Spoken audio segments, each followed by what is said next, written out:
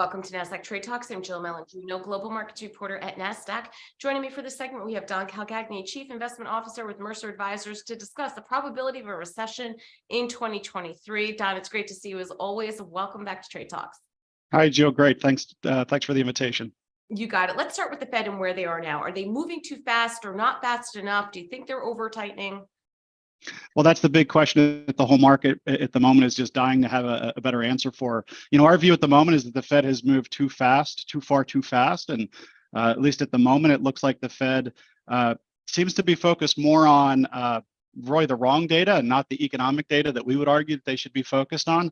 Inflation has come down quite dramatically, and it looks like the economy is slowing quite dramatically. So it's a little bizarre to hear Fed Chairman Powell several days ago his very bearish remarks, very hawkish remarks on the future path for interest rates. So what's the probability of a recession as we move into 2023? Yeah, we put those odds at well north of 70% at this time. And again, when we just look at the economic data, the economy is slowing very rapidly. Retail sales were down for the month of November. CPI, run rate CPI at the moment is about 1.2% for headline inflation, 2.4% for core.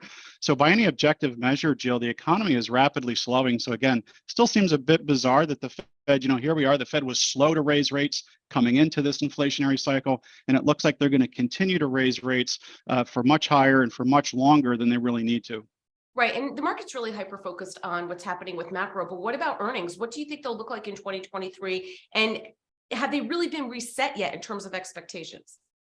Yeah, it's a great question, Jill. And right now, consensus estimates are for about 5% earnings growth for S&P 500 companies in 2023. We think the market has not yet priced in a reset in earnings. We think those earnings are going to come down quite a bit, certainly in the first half of 2023. And we do think that for that reason, the first half of 2023 is going to be a tough time for equity investors. When we look to the second half of 2023, we are forecasting the Fed is going to pivot.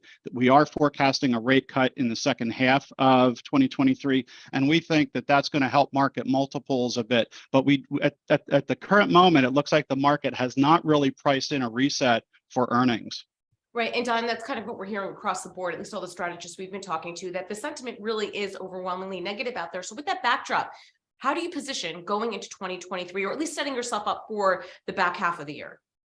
Yeah, we're big believers in value. We think valuations matter. We think profitability matters. When we look across sectors, we like energy, we like financials still, we like value within all those sectors. And I think that this is a market where investors really should be paying closer attention to valuation and try to build that moat into your portfolio by focusing on those companies that are still trading at a pretty healthy discount to the broad market. Energy, for example, even though energy earnings are forecast to come down, energy is trading at about 9.5 times earnings as a sector relative to close to 17 times earnings for the entire market. So we would counsel investors to focus very closely on value. Right. And when you think about value and being down relative to the rest of the market, I would imagine that you're looking for quality companies with stronger balance sheets, not just companies that are down relative to the market multiple. Absolutely. This is where profitability is a very important consideration. You want to look for those companies that can pass on those inflationary pressures to consumers, companies that have more control over their own supply chains. And we think energy actually fits that bill quite nicely. All right, Don, appreciate the insight as always. Thanks for joining us on Trade Talks. I'm Jill Malandrino, Global Markets Reporter at Nasdaq. Thank you, Jill.